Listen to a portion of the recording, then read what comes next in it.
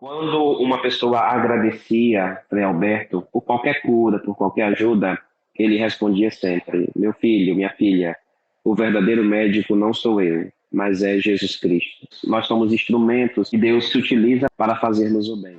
Onde reina o amor fraterno, amor. Bom dia, boa tarde, boa noite, bem-vindos e bem-vindas ao Brasil Terra de Santos. Chegamos ao mês de agosto com um novo ciclo de entrevistas, trazendo a história do venerável Frei Alberto Beretta. Seja muito bem-vindo ao Brasil Terra de Santos. Você que é novo nesse canal, se inscreva, veja já essas entrevistas que nós temos. Chegamos ao nosso 5º ano de projeto, então já temos um trabalho bastante consolidado. Conheça também as nossas redes sociais. Para nos ajudar hoje, nós temos a presença do Frei Joaci, que já esteve aqui há pouquíssimo tempo atrás e agora está de volta. Seja muito bem-vindo, Frei Joaci, novamente ao Brasil Terra de Santos. Obrigado pela sua presença. Amém, paz e bem. Muito obrigado pela oportunidade de poder estar aqui novamente e falar um pouco sobre os nossos santos. Frei, então vamos já começar os trabalhos hoje, não é? Nossa história começa lá em 28 de agosto de 1916, a data do nascimento do Frei Alberto Beretta, né? Então, em que contexto ele nasce, como era a família, tem gente famosa na família já, não é, que as pessoas já devem imaginar pelo sobrenome, como é o contexto familiar dele? Certo. O nosso venerável Frei Alberto Beretta é filho de uma típica família italiana do final do século XIX para o começo do século XX. Eles eram 10 irmãos, filhos de um casal bastante católico, eram terciários franciscanos, e eles moravam numa pequena cidade chamada Magnenta, que fica na verdade na região metropolitana de Milão. E essa família, Beretta, sempre foi uma família muito católica, uma família muito conhecida. Você pode ver aqui a fotografia deles. Os seus pais o pai se chamava Henrique, e Alberto Beretta, o nome do pai era Alberto, e a mãe se chamava Maria de Michelis. E ele foi logo batizado com o nome de Henrico, ou Henrique, né? Henrico Beretta, mas para nós, em português, fica como Henrique. E uma família tipicamente católica, em que se respirava o ambiente familiar, a oração cotidiana. Eles eram educados na fé e sempre bastante envolvidos nas atividades da sua cidade, da sua vila, né? Os seus pais, eles incutiram nos filhos um sincero amor a Deus. E, de certa forma, a vida de oração era o que dava a tônica desta família. A oração frequente, a participação cotidiana da Eucaristia, rezavam o terço à noite, e também tinham experiências apostólicas com os grupos, com grupos de jovens, de crianças, adolescentes, nos oratórios, algo que era muito comum naquela época e que, de certa forma, ainda hoje acontece, né? Essa família é uma família de santos, podemos dizer, porque Henrique tinha uma irmã chamada Giana, que todos nós conhecemos a história dela, e é muito conhecida no Brasil. Inclusive o milagre da canonização aconteceu no Brasil, né? E, de certa forma, esperamos também que daqui a pouco podemos falar sobre a questão dos milagres e tudo, e certamente a intercessão do venerável Frei Alberto Beretta poderá também acontecer aqui nesta grande terra que é o nosso país, né? O Henrique era um homem, este rapaz aqui do meio, né? Um homem muito de olhar muito sincero, muito simples, um homem muito silencioso, um jovem sereno, né?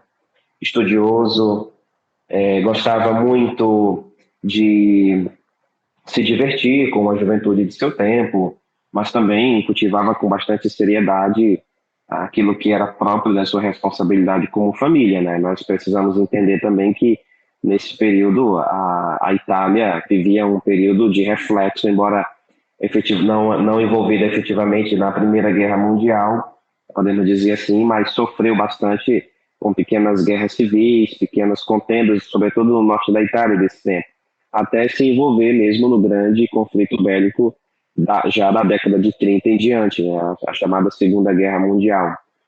E podemos dizer, de certa forma, que era uma família que cultivava a paz em meio às tensões de guerra, porque a Europa daquela época, daquela primeira metade do século XX, era constantemente sacudida por essas tensões. E eles tinham um diferencial, a família Beretta. Eles tinham uma vida ativa, vamos dizer assim, muito forte dentro da igreja. A casa da família Beretta era frequentada sempre pelos padres, e os pais eram membros da ordem franciscana secular. E isso, de certa forma, foi algo que foi determinante na formação familiar da família Beretta, pelo fato de que eles mantinham contato com os capuchinhos do convento de Montfort, em Milão. Eles frequentemente iam à igreja do Sagrado Coração, em Milão, que é a igreja de Montfort, um convento famoso, o convento dos capuchinhos. Depois, quando Henrico cresceu mais um pouco na sua adolescência, constantemente participavam também de encontros com jovens em outro convento dos capuchinhos, desta vez na cidade de Louvre, que era sempre na região de Milão, que esse convento era a sede do noviciado dos capuchinhos da então província de São Carlos Borromeu, da Lombardia. E ali, então, foi, podemos dizer assim, a raiz, né, do desabrochar da sua vocação sacerdotal e, consequentemente, a vida religiosa, segundo o carisma franciscano capuchinho, e a vocação missionária, sempre na sequela de São Francisco de Assis. Sim, e aproveitando esse gancho, né, de falar da família, quem sabe um dia não só os filhos, né, a Santa Diana, venerável Frei Alberto Beretta, mas quem sabe um dia os pais também, né, cheguem aos altares da santidade, porque de fato é um casal que demonstrou todas as virtudes cristãs, não só nesses dois filhos, mas em todos, né, porque todos encontraram sua própria vocação, todos contribuíram para o reino de Deus, né? Então isso certamente reflete nessa figura dos pais, né? Nós temos os Patroque na própria Itália, temos os Martin, os pais de Santa Teresinha. Aqui no Brasil também temos um casal, né? Jerônimo e Zélia, com a causa de beatificação e canonização aberta. Quem sabe também Alberto e Maria possam chegar lá, e que isso se torne cada vez mais comum, né, na vida da igreja, que nós tenhamos casais que vivam a santidade e possam aí ser testemunhos, né, ser reflexos. Continuando essa trajetória do Henrico, né, ou do Henrique, né, a década de 40 é muito determinante para a vida dele, porque ele se forma, né, na Faculdade de Milão, começa a Segunda Guerra Mundial, né, que muda muito também a trajetória dele dentro para chegar a ser um capuchinho de fato, né, tem que ser atrasado um pouco este caminho, não é, na ordem, e ele vem ao Brasil no final da década de 40, né, o que o senhor pode trazer de mais marcante dessa década que vai definir muito da vida dele, do testemunho dele, da missão, né? Isso, né? É importante recordarmos sempre isso, né? Aquilo que você fala a respeito dos pais de Henrico e de Giana, e não só os outros irmãos. Desta família de 10 irmãos, apenas a irmã Virgínia, que faz parte da congregação das Irmãs Galacianas, foi missionária na Índia, agora vive na Itália, já na casa dos seus 90 anos. Mas é um belo testemunho de vida e seguramente é a herança espiritual viva e testemunha da santidade, da sequela da santidade que os pais, Alberto e Maria, incutiram nos filhos. Agora, falando realmente sobre a juventude de Henrico, aos 29 anos ele exercia a profissão de médico e de cirurgião, ali sempre em Milão. Já tinha se formado médico, não só ele, mas alguns outros irmãos também, inclusive a sua irmã Giana. E Henrico, então, decidiu estudar teologia, como naquela época havia uma questão muito séria a respeito da guerra, muitos seminários estavam fechados, seminários clandestinos, assim chamados. E ele foi estudar teologia em Friburgo, na Suíça, né? Ele passou um tempo no seminário de Friburgo e ali pôde especializar-se mesmo no estudo da Sagrada Teologia. Depois de 2 anos, né, no estudo da Sagrada Teologia, ele então foi para o convento dos frades capuchinhos em Piazzale Velasquez, sempre em Milão, né? Você pode ver nessa fotografia aqui os irmãos Beretta, né? Aqui nós temos o padre José, que era um sacerdote do clero da Arquidiocese de Milão, a irmã Diana e o jovem Henrico, né? Aqui lado a lado os dois médicos. Agora, essa fotografia é bonita porque mostra a primeira missa celebrada pelo padre Henrique, né? E uma vez, estudando teologia no convento dos capuchinhos, ele assimilou muita coisa do carisma franciscano capuchinho. E desejoso de exercer o ministério de padre e de médico numa missão dos capuchinhos, o padre Henrique foi convidado, então, pelo então bispo da prelazia de Grajaú, no Maranhão, Dom Emiliano Lonati, que por aquela época estava em Milão. Naquela época já era permitida a vinda de italianos residentes no exterior de volta à Itália. Aqui a gente tem que fazer saber que a Itália e Brasil estavam como que em lados opostos na Segunda Guerra Mundial, porque o Brasil era aliado dos Estados Unidos e a Itália era aliada da Alemanha e do Japão. Então a guerra tinha esses detalhes. Mas o bispo prelado de Grajaú, do Emiliano Lonati,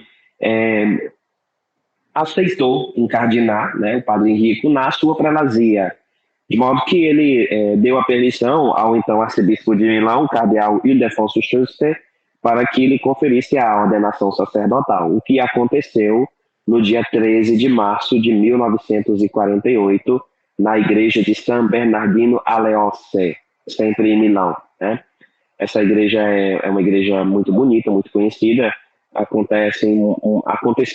acontecem eventualmente as ordenações dos capuchinhos. Muitos capuchinhos que vieram missionários no Brasil nesta época foram ordenados nesta igreja, inclusive por esse arcebispo que está inclusive em processo de canonização, já foi beatificado. Depois de um ano de exercício de ministério sacerdotal sempre em Milão, no dia 12 de março de 1949, o padre Henrico finalmente veio para o Brasil, né? Que nós podemos ver a fotografia da primeira missa celebrada pelo padre Henrique Beretta, né? Aqui é o momento da sua despedida, no momento em que ele decidiu, então, já de partida para o Brasil.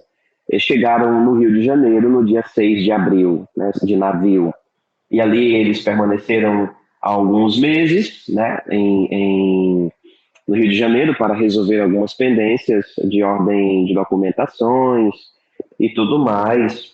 E aí, então, no dia 18 de junho, sempre daquele ano, 1949, o padre Henrico, acompanhando o bispo do Emiliano, chegaram em São Luís do Maranhão, aqui no nosso convento do Carmo, onde eu me encontro atualmente. E depois, no dia 2 de agosto, eles partiram para Grajaú. E lá em Grajaú, como diz o ditado, o resto é história, né? Pelo fato de que o padre Henrique fez um grande trabalho missionário naquela região. Ainda falando um pequeno detalhe, né? Nessa época, o governo brasileiro não reconhecia cursos e títulos obtidos no exterior. Então, o jovem padre Henrique, infelizmente, não poderia exercer a medicina de forma legal no território brasileiro. Isso fez com que ele fosse obrigado a refazer o curso de medicina. Então, ele teve de viajar para Porto Alegre, e em Porto Alegre ele permaneceu por 4 anos para realizar o curso de medicina. Isso não foi um empecilho para ele, muito pelo contrário. Na verdade, isso foi uma coisa que foi muito determinante pelo fato dele aprofundar mais na língua e, de certa forma, também rever alguns conceitos, uma vez que o médico é também um cientista. E isso fez com que ele adquirisse outras especializações, preciosos conhecimentos, né, que foram úteis, né, nos seus trabalhos na região de Grajaú, no sertão do Maranhão. Né? Se a gente pensa como é o estado do Maranhão, muitas pessoas podem ter uma ideia de que o estado do Maranhão ainda carece de muitos recursos, ainda há que se desenvolver em muitos aspectos. Imagine isto há 70, 80 anos atrás. Né? E a presença de um missionário, um padre médico, numa cidade sertaneja da região central do Maranhão, foi, de certa forma, determinante para todos ali. Sim, exatamente. E, inclusive, nesse aprendizado aqui no Brasil, ele aprende sobre a medicina tropical, né? Que é uma coisa que ajudou muito ele no trabalho, que era digamos assim, uma experiência, um conhecimento que ele não tinha, porque a Itália, né, a Europa, não é um continente tropical, não é um país tropical, então tem uma série de particularidades. Vir em missão no Brasil, estar no Brasil, principalmente nessa época, como o senhor falou, né? E nessa época, bom, o SUS estava longe ainda de existir, né? Praticamente não existiam hospitais em todo o Maranhão, eram pouquíssimos, né? Sempre ligados a essa lógica de caridade, né? Os poucos hospitais que tinham na região não tinha, e tinha um hospital militar que aí era especificamente para os militares, né? Então, ele não só chega como sendo o primeiro padre, né, da prelazia, não é? Que foi encardinado aqui para o Brasil, né, para a prelazia de Grajaú, como também o primeiro médico da região, né? Ainda que ele tenha já se preparado um pouco no sentido de trazer uma mínima estrutura, digamos assim, na sua bagagem, em termos de utensílios, né, que ele pudesse usar ali no atendimento médico, era um esforço muito grande, era um desafio muito grande, e não só era um desafio muito grande atender as pessoas, como também aquilo que ele planejou com a construção do hospital, né? O que o senhor pode falar dessa construção, que também foi um desafio grande, apesar de não ter demorado tanto tempo assim, mas foi de muita luta e muito esforço, né, para o hospital ficar pronto. Inclusive teve a ajuda do irmão, né, Francisco Beretta, que foi o engenheiro, né, do hospital. Exato. Então, essa família de fato, olha, não sei qual a ligação que eles tinham com o Brasil, nesse sentido de por que amavam tanto o Brasil, mas Frei Alberto veio em missão ao Brasil. Santa Diana sempre quis estar no Brasil, mas a saúde não permitiu. E o Francisco foi o engenheiro que projetou a construção do hospital. Então, é uma família italiana, mas de coração brasileiro, podemos dizer. De coração e alma brasileira. Exato. Como foi esse desafio da construção do hospital? Quando nós falamos sobre a vida profissional do Frei Alberto, aqui já posso chamá-lo de Frei Alberto. Ainda não era chamado Frei Alberto, mas vou chamá-lo de Frei Alberto. Né? Ele encarnou justamente o que diz o capítulo 25 do Evangelho de Mateus. Estive doente e cuidastes de mim. Isso ele assumiu e levou a peito como uma missão. Né? No cerne desses exageros que ele realizava, de certa forma, havia essa visão sobrenatural de enxergar o próprio Cristo no rosto dessas pessoas sofredoras. Quando ele chegou em Grajaú, ele deu logo início a essa atividade. Né? Assim, começou um pouco de maneira improvisada, maneira um pouco clandestina. Em Grajaú, ao lado da catedral, que havia acabado de ser concluída, uma catedral imensa, e havia o convento dos frades, enquanto se preparava a construção do palácio episcopal. Mas ali no convento ele pediu ao superior que reservassem 2 ou 3 salas para que ele pudesse atender os doentes ali mesmo, enquanto se preparava a construção de um hospital, né, ao lado, na região, ao lado no quarteirão, ao lado da catedral, né. Esse era um sonho que ele acalentava no seu coração ainda na Itália, né, de idealizar a construção de um hospital que fosse confortável, fosse moderno, e na qual é onde ele pudesse trabalhar de forma serena, sem causar aborrecimentos a ninguém e também sofrer transtornos por parte dos outros. Esse sonho, graças a Deus, se realizou rapidamente, embora ele tivesse de enfrentar inevitáveis dificuldades. Como nós já recordamos aqui, com a colaboração do irmão, do Francisco Beretta, que era engenheiro, que inclusive ajudou ele na construção de algumas igrejas nas cidades da região, não só em Grajaú, como na cidade de Sítio Novo, no município de Alto Brasil, e em várias outras localidades, capelas, igrejas, né? Surgiu então em Grajaú o Hospital São Francisco de Assis. Esse hospital era o maior hospital do Maranhão até então, vamos dizer assim, fora aqueles que haviam na cidade de São Luís, né? Na mesma região onde está a catedral, onde está o Colégio das Irmãs, a Casa dos Frades e outras construções que serviam para as atividades eclesiais, sociais da prelazia de Grajaú. A partir de então, esse hospital, além de ser um lugar privilegiado, tornou-se um lugar procurado por multidões, né, como se fosse uma espécie de santuário, né, porque todos iam lá à procura da saúde física, mas de certa forma também eram atraídos pelo exemplo da caridade. Isso é uma coisa muito bonita, porque não é apenas um médico sozinho que cuida de uma multidão de doentes, mas ele ensinava os doentes a ajudarem os doentes. E as pessoas da Ordem Franciscana Secular, mulheres, jovens que acabavam se formando em enfermagem, só no voluntariado, na base do voluntariado, né?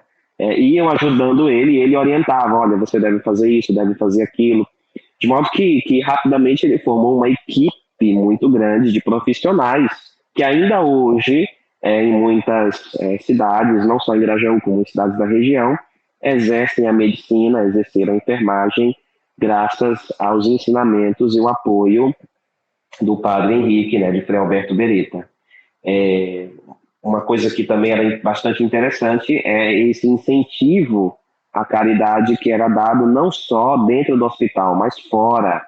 Uma vez que muitas pessoas vinham do interior, então era preciso preparar hospedagem, preparar refeições. E ele, como conseguia, com a ajuda de benfeitores, ajudava, então, pessoas a pagarem despesas com pousadas, com hospedagem, né, hotéis de trânsito, sempre ao entorno do hospital, como ainda hoje existe. Pequenos restaurantes, lanchonetes, essa coisa de... sempre tinha alguém ali, de modo que havia sempre alguém que estava disposto a ajudar, né? Isso foi uma coisa maravilhosa, porque, de certa forma, foi um incentivo também para as pessoas, para os cidadãos da cidade de Grajaú, a entenderem que a caridade é o método mais eficaz para alcançar o céu, né? Então, a atividade dele não era restrita somente ao hospital. Ele também ia para na cidade de Grajaú, mas também nas cidades da região, né? Amarante, Alto Brasil, Sítio Novo, Arame, Imperatriz, né? Através dessas visitas domiciliares que ele realizava juntamente com o apoio das pessoas. E nesse hospital ele realizava de um tudo, né? Era médico, cirurgião, ginecologista, oftalmologista, obstetra, enfim, cuidava de um pouco de cada setor da medicina, não é? E sempre com aquela serenidade, com aquela perícia, com aquela paciência de atender a todos. Sim, inclusive ele também atuava nas comunidades indígenas ali da região, né? Então é um trabalho muito amplo, né? Que atingia não só aquelas pessoas enfermas, né? E o hospital, para a gente ter uma noção, né, de quantidades, ele atendia praticamente uma população de mais de 150 mil pessoas, né? Claro que não era tão fácil chegar assim até ele, mas se a gente pensar hoje, uma cidade de 150 mil habitantes, não era só a cidade, naturalmente, era toda a região, mas uma cidade de 160 mil habitantes é uma cidade de médio porte, né? Quantos equipamentos de saúde tem para uma população de 160 mil pessoas? E nesse caso, era o único equipamento de saúde, um dos únicos médicos que tiveram, até o senhor aí está mostrando as fotos, né, do hospital, né, e a gente vê que não é um hospital gigantesco como a gente tem tantos, assim, hospital das clínicas, tantos hospitais enormes que a gente tem hoje em dia. Mas isso não me impediu de seguir na missão, seguir firme na missão, né, e a gente também pode e justamente nessa época também, Santa Diana tinha o desejo de vir ao Brasil, né, porque ele tinha, o Alberto tinha solicitado mais pessoas, né, que pudessem ajudar. Ela se dispõe a vir, mas acaba, pela saúde fragilizada, não conseguindo vir em casa e poucos anos depois falece com todo o testemunho que ela deixou para nós, né. Na década de 60 também, finalmente ele entra oficialmente para a ordem, né? Que é uma coisa também muito importante. Aí a gente começa a falar efetivamente do Frei Alberto, como o senhor disse, né? Na ordem, né? Isso eu gostaria também de falar um pouco com o senhor, né? Porque ele era alguém extremamente também obediente à própria ordem, né? Aos superiores, era alguém muito de uma vida de muita comunhão, né? Não era um homem só, digamos assim, né? Não era um homem solitário em sua missão, mas compartilhava a vida com também todos os frades, né? Os próprios irmãos. Isso. O hospital levou 7 anos para ser construído, né? Logo quando ele chegou, de 1950 até 1957. Embora ele fosse o primeiro sacerdote encardinado na prelazia de Grajaú, porque a prelazia era uma estrutura de igreja local mais confiada a uma ordem religiosa, nesse caso a ordem dos capuchinhos. Vamos dizer que Padre Henrique era o primeiro padre diocesano da prelazia, não é? De Grajaú, porque os outros que compunham o clero da diocese eram todos capuchinhos. Mas em 1960, o Padre Henrique deu uma pausa no exercício do seu ministério sacerdotal e do exercício da medicina em Grajaú, e então decidiu definitivamente adentrar nas fileiras da ordem dos capuchinhos, e foi-lhe dada a permissão de então vestir o hábito franciscano capuchinho e realizar o ano de noviciado, que naquela época o convento de noviciado era na cidade de Guaramiranga, no Ceará, né, na Serra. A custódia do Maranhão se estendia por 4 estados, tinham conventos em 4 estados, conventos no Maranhão, no Pará, no Ceará e no Piauí. E o noviciado funcionava em Guaramiranga. Ele se nota nessa fotografia uma fotografia de grupo, de turma, e ele está aqui. Seria esse aqui, né? Já com a sua barba já posta, a barba ainda escura, ao lado do mestre, né? Frei Tomás de Stezzano, né? Dessa turma, essa turma aqui, a grande maioria, se podemos dizer, que posso me atrever a dizer que acho que todos já estão na glória, mas há um frade que é vivente ainda, né? É o Frei Frei Domingos Teixeira, que mora na cidade de Fortaleza, no Ceará. Ele recorda que fez o noviciado juntamente com o Frei Alberto, Padre Henrique, né? Que ao vestir o hábito de noviço, né, lhe impuseram o nome de Alberto, provavelmente em homenagem ao pai. Então ele passa a se chamar Frei Alberto de Manhenta, ou Frei Alberto Beretta, né? Ele não poderia celebrar a missa em público, celebrava a missa em privado, pelo fato de já ser um sacerdote, mas embora sendo noviço. E o seu trabalho era cuidar do jardim do convento. Ele tinha um trabalho específico, enquanto que os outros noviços iam para o cultivo do café, porque havia lá uma grande plantação de café no fundo do convento.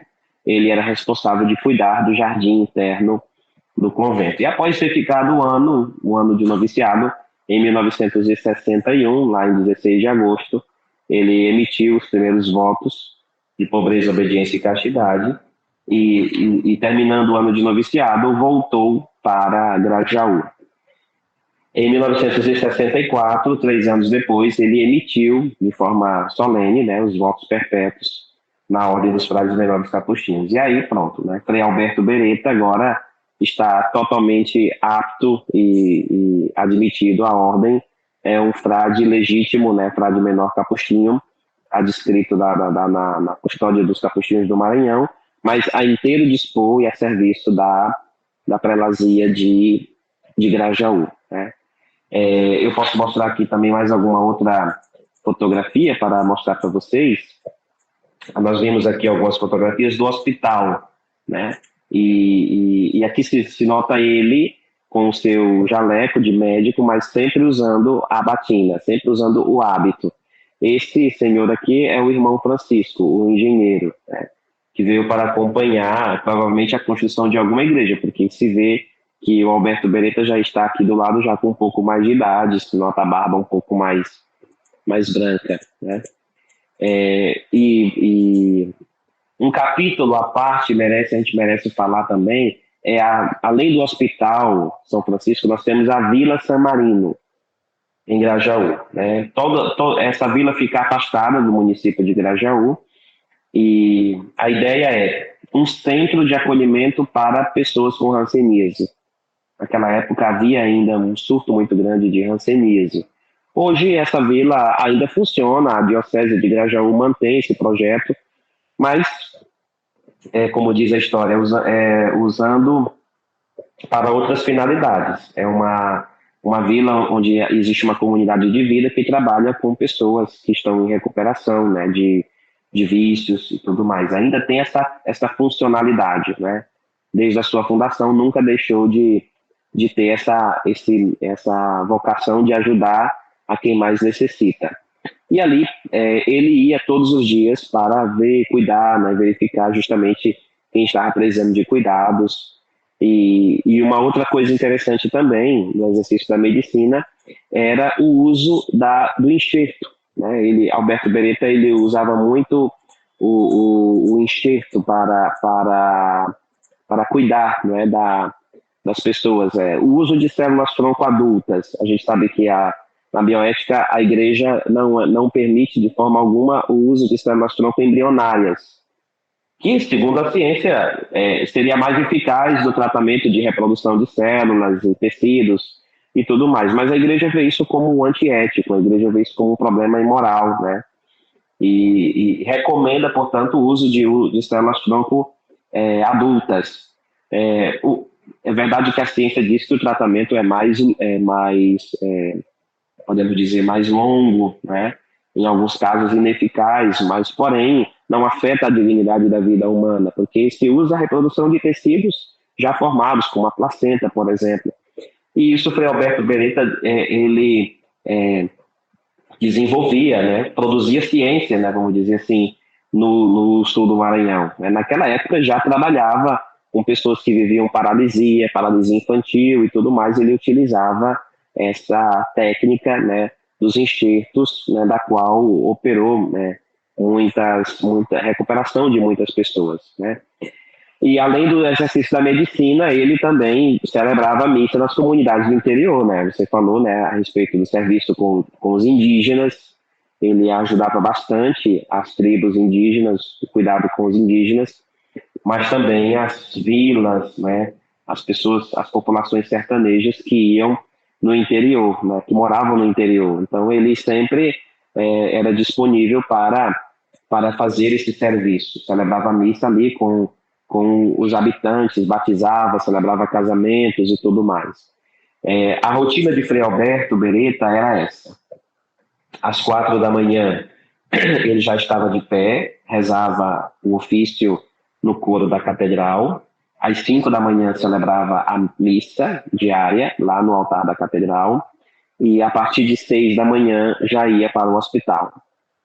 E permanecia lá até a noite. Às vezes passava de meia-noite, sempre a pé, voltava para o convento, né? Frei Ernesto Verelli, que era um frade, não era sacerdote, era irmão, recordava muitas vezes que era encarregado de levar o almoço de Frei Alberto no hospital e quando ia às 2 ou 3 da tarde buscar novamente, via que o prato nem fora tocado, porque a demanda de médicos, a demanda de doentes, desculpa, era muito grande. Ele ficava admirado, né? E também com a rotina de sono dele, porque era um homem que dormia muito tarde e acordava muito cedo para poder realizar o seu serviço na medicina. Esse período levou praticamente 20 anos, se a gente for observar. 20 anos de intensa atividade, de 1961 a 1981. Sim, e aí antes de entrar no fato marcante também, no ano de 81, em 1980, o hospital ele é transferido da administração, né? Ele passa aos camilianos, né? Que aí o reformam, né? Ainda que o Frei Alberto continue como diretor, né? Como era esse desafio também de sustentar o hospital? Imagino que não era uma coisa fácil, né? Ter uma estrutura daquela, ainda que com todos os limites da época, mas não deveria ser nada fácil nesse sentido, né? Exato. Esse fato também é importante recordar. A prelazia de Grajaú, na época, passava por algumas dificuldades financeiras, né, de ordem financeira, e isso fez com que os frades, através do intermédio do doutor Marcelo Cândia, que era um filântropo, um médico, um homem muito rico, milanês, um industrial milanês, que abdicou de tudo, toda a sua fortuna, e decidiu vir morar ao Brasil. Também está em processo de canonização, tem várias obras sociais que a Fundação Marcelo Cândia realiza no norte e nordeste do Brasil, em vários lugares do Brasil. E lá no Amapá, Marcelo Cândia começou a trabalhar com os padres camilianos. E, de certa forma, estendeu o campo de ação dos camilianos também para outras regiões. E o Hospital São Francisco de Assis, em Grajaú, foi alcançado por essa parceria, né? Justamente pelo fato de que, por situar numa cidade onde ainda não tinha muitos recursos, né? Uma cidade do interior do estado do Maranhão, é evidente que uma hora os recursos ou as forças vão se esvaindo. E o Frei Alberto, diversas vezes, em diversas cartas, diversos escritos, ele manifestava essa preocupação. Mas nada que tirasse a sua paz, né? Pelo contrário, né? Ele procurou sempre fazer da medicina algo constante da vida, né? Embora a administração tenha passado para os padres camilianos, mas ele, como foi dito, ele continuou na administração do hospital e sempre mantendo esse mesmo ritmo de serviço da medicina, como também o serviço sacerdotal. Sim, até que chegamos ao momento em que o médico virou paciente, né? Então, em 1981, ele sofre um AVC e tem comprometida a sua saúde e a sua missão em solo brasileiro, né? Como foi esse fato e esse retorno na Itália que teve que acontecer por conta da saúde, né? Que o condicionou a vida dele, mas não a missão no sentido que, por exemplo, esse fato aconteceu em 81, mas em 85 ainda tem registro de doação dele para o hospital, né? Mas como foi esse momento na vida dele, que imagino que de grande sofrimento, de grande esforço espiritual nesse sentido de entender agora que a missão dele seria exercida de uma outra forma e através do sofrimento, através da cruz de Cristo, né? Isso, exatamente. O Frei Alberto, como nós falamos, em 1961, depois de ter concluído o noviciado em Guaramiranga, retornou para Grajaú. Então, por 20 anos, de 1961 até 1981, nós vemos um fervor de atividades, de projetos, de de tantas obras e realizações. Mas em 1981, de forma improvisa, o Frei Alberto Beretta foi subtraído do seu campo de trabalho a causa de um AVC. Era o dia de Natal, ele estava a caminho de celebração das Santas Missas e percebia que havia ali uma forte dor de cabeça que não passava, o que se verificou, na verdade, que era um derrame cerebral, né? Ele foi imediatamente transladado para São Luís do Maranhão e após uma semana em São Luís teve de regressar definitivamente à Itália, para a Itália, né? E, e ele foi obrigado a retornar para a pátria no sentido de buscar a cura, alimentava no coração a esperança de poder voltar em breve para o Brasil, para a terra, para Grajaú, o que infelizmente não aconteceu, né? Entre os cuidados dos médicos, acompanhado ali também pelo afeto dos co-irmãos, dos capuchinhos, das irmãs também religiosas, na casa de família, em Bérgamo, sempre com o pensamento e o coração voltado para Grajaú, sempre para o campo da missão, que havia ficado órfã, né? As pessoas de Grajaú sofriam, né, viviam uma intensa saudade. A prova disso são as inúmeras cartas que Frei Alberto escrevia para os seus amigos médicos, os seus amigos que o apoiavam, né? E vice-versa, as pessoas que mandavam cartas para ele, que escreviam, né, que ficavam interessadas em saber como estava a sua saúde, né? E passados 20 anos, à espera de um milagre que evidentemente não chegou, né? Mas nesse período, o Frei Alberto foi confortado por Deus, né? Foi confortado, foi purificado por Deus, ele se aprimorou no espírito, preparou-se, de certa forma, para o grande encontro, né? Essa fotografia foi feita já na Itália, com ele, né, já havia sofrido, né? E se nota um sorriso, os olhos que falam, os olhos expressivos, olhos que sorriem, né? Se nota um sorriso na alma, né? Um homem que considera a sua vivência, a sua serenidade, né? Nós temos aqui uma foto na casa de família, a irmã Virgínia, e aqui nós temos 3 capuchinhos que foram missionários aqui no Brasil, o Frei Elias Baldelli, que provavelmente entrará em processo também processo de beatificação em Belém do Pará, porque foi um grande frade que evangelizou lá os hospitais da cidade de Belém. O Frei Rogério Beltrame, que também este ano completa 5 anos de sua Páscoa, e aqui em São Luís do Maranhão ele é conhecido como Santinho, também é um futuro candidato também, porque muitas pessoas veem com veneração, né, o túmulo dele, e o nosso Frei Antônio Vegetale, que ainda é vivente, mora atualmente na Itália, né? E aqui se nota o Frei Alberto já sofredor, né, já bem debilitado, né? Aqui ele com o Frei Dionísio, né, e sempre nesse interesse, nessa saudade, né, pelo Brasil. Sempre perguntava aos co-irmãos, e como está a missão, e como está, né? E isso foi algo bastante intenso para ele, né? Intenso mesmo. Isso foi para ele uma prova na qual ele passou, né? Ele passou, né? Viveu o Calvário na serenidade, no sofrimento, e isso foi algo confortante para ele, de certa forma. 20 anos em intensa atividade e depois 20 anos de Calvário, né? Nós vemos um Frei Alberto que está em total atividade, a semelhança de Frei Daniel de Samarate, e nós temos um outro Frei Alberto que é sofredor, silencioso, e está aqui, né, vivendo o silêncio dos moribundos, né? E, de certa forma, o seu vulto, o seu olhar é confortante para todos. Ele pôde vivenciar com alegria a canonização da sua irmã Diana, né? A beatificação de sua irmã Diana, desculpa, que é a filha de Diana, né?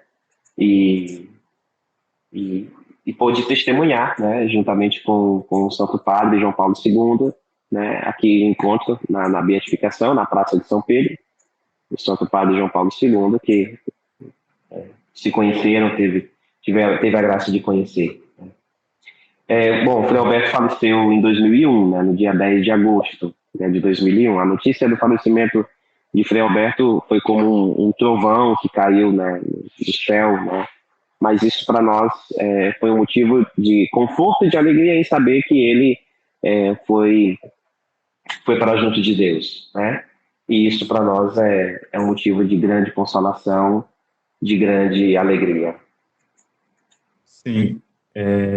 Bom, e assim, só um detalhe que os santos se encontram, né? Então, o senhor falou até do Marcelo Cândia, né? Que também está em processo de beatificação e canonização.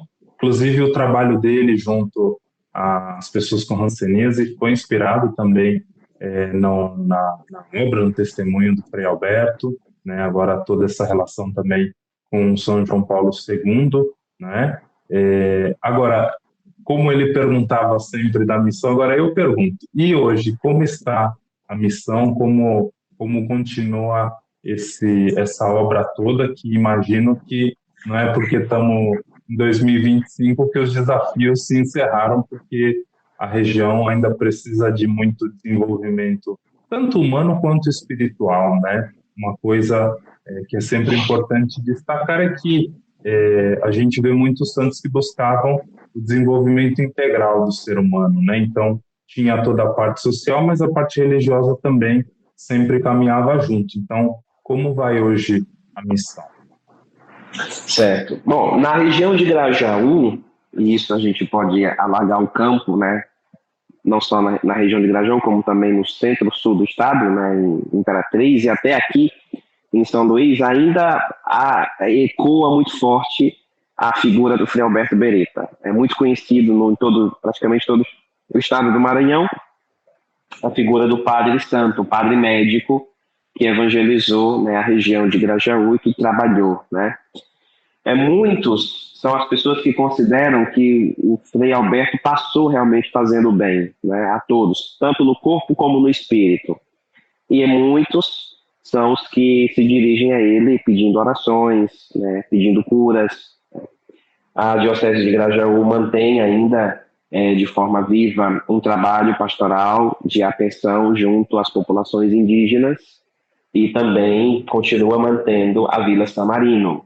O Hospital São Francisco, após algumas idas e vindas, hoje, graças a Deus, mantém um pleno funcionamento, né? Agora, graças também à iniciativa do poder público. Mas o carisma de Frei Alberto ainda hoje permanece. Se nota ainda na construção do prédio do hospital, figuras, quadros, né?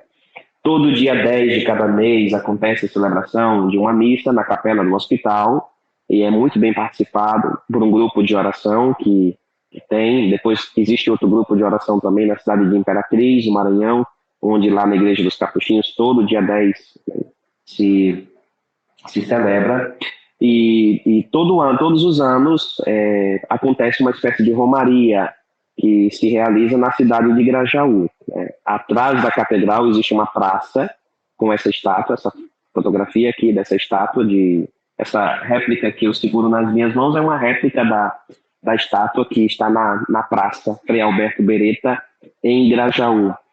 E todo dia 10 de agosto, que é o dia em que se comemora o dia natalis, né, o dia da morte da Páscoa de Frei Alberto, nós nos reunimos, pessoas de várias cidades da região, municípios, Alto Brasil, Arame, Sítio Novo, a própria Barra do Corda, Imperatriz, né? E rezamos o texto, fazemos momentos de testemunhos, na presença do bispo, na presença de alguns padres, e seguimos em caminhada, numa pequena caminhada até a catedral, onde celebramos a missa. Esse é o ponto alto, vamos dizer assim, dessa romaria que acontece. Então, nós realizamos todos os meses encontros, né, com grupos de oração, e todos os anos a coisa sempre muda, sempre tem alguma novidade, né?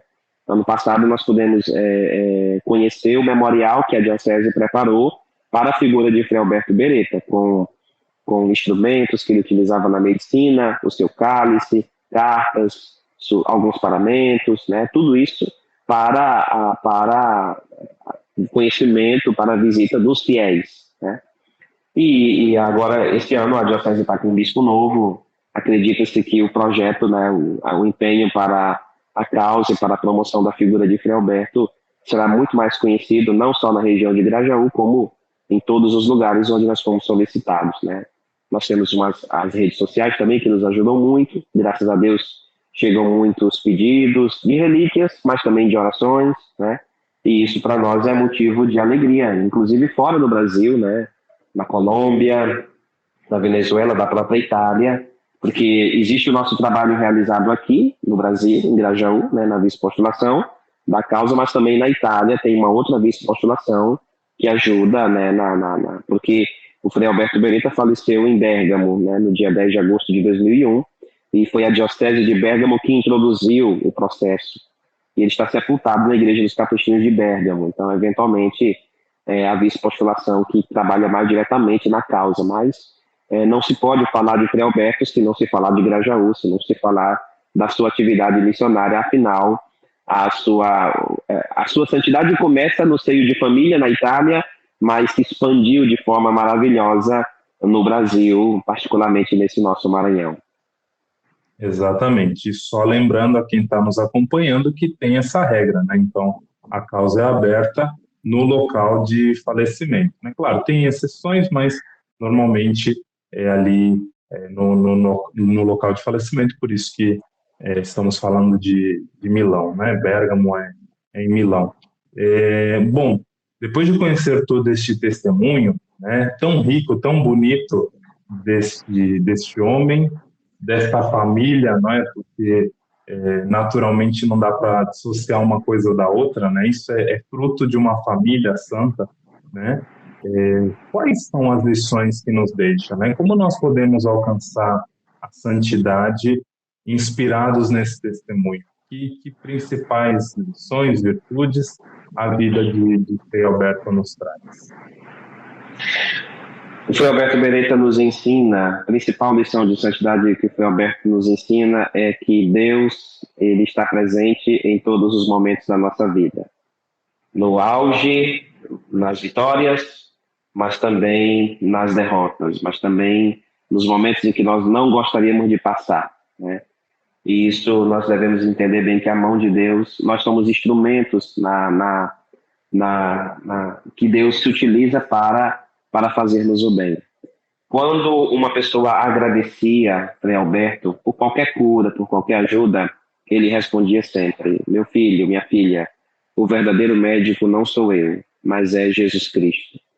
Isso significa dizer que nós somos pessoas que devemos estar totalmente abertos ao que Deus quer para nós, à vontade de Deus. E eu penso que o exemplo, não só de Alberto, como também de Giana, foi justamente isso. A autorreferencialidade, a essa tentação que muitas vezes atrapalha as relações humanas, as relações institucionais. Essa é algo que deve ser combatida pela virtude da humildade, da entrega generosa. E eles foram pessoas abnegadas, porque de certa forma entenderam que a mão de Deus também está presente, não só nas vitórias, mas também nos momentos nas derrotas, nos momentos de maior necessidade. Eu penso que a maior lição que o Frei Alberto pode nos oferecer é esta, que a gente deve sempre se colocar nas mãos de Deus em todos os momentos da nossa vida e entender que nós não estamos aqui à toa. Cada um de nós tem uma missão a ser realizada no mundo. Nós devemos conjugar o chamado que Deus faz para cada um de nós com a nossa vida. E aí nós vamos entender realmente qual é a razão da nossa existência, qual é a razão do nosso ser e do nosso agir nesse mundo, que é ser para o outro, né? É o dom da alteridade, o princípio da alteridade, que é a tônica da vida dos santos. E por isso quando a gente lê a biografia, quando a gente contempla o rosto dele, quando a gente reza com ele, percebemos exatamente que é uma figura que desperta curiosidade, que desperta atenção e desperta desejo de imitação, porque já é realmente um santo. E isso não são os teólogos, é claro, a igreja depois dará o seu grande parecer, mas o povo de Deus, o povo simples, esse povo nosso, já tem ele já nos seus altares, já tem ele nos altares dos seus corações, na verdade, né? Porque reconhecem nele o agir de Deus na vida dessas pessoas. Sim, exatamente. E para que a gente possa também contribuir com essa causa, né? Peço que o senhor faça a oração de beatificação para nós, porque agora está mais próximo, no sentido que recentemente ele foi declarado como venerável, né? Agora estamos esperando a confirmação do milagre. E só para me corrigir com a população de Bérgamo, eu disse que Bérgamo fica em Milão, Bérgamo fica na Lombardia, e também ao qual Milão faz parte, né? São cidades muito próximas na Itália, mas Bérgamo não fica em Milão, Bérgamo fica na Lombardia, que é o mesmo estado, a mesma região da cidade de Milão. Então vamos colocar nesse clima de oração. Todos que também estão nos acompanhando podem colocar suas intenções nesse momento, para que a gente possa também ter graças alcançadas, quem sabe até aquelas que nós mais necessitamos, né, na nossa vida, porque, como o Frei acabou de dizer, não é fácil, né? Mas a gente tem que sentir a presença de Deus em todos os momentos da nossa vida. Então, por favor, conduza para nós a oração. Certo. Oremos. Ó Deus, que em Cristo Jesus revelastes o vosso rosto paterno, que se esvazia e cuida dos pobres, dos sofredores, dos doentes e dos pequenos. A ti o louvor e a ação de graças, por nos ter dado o venerável Frei Alberto Beretta como um instrumento do seu amor e compaixão. Acolhei hoje a nossa oração e, por sua intercessão, concedei-nos a graça de que tanto necessitamos. Um instante de silêncio.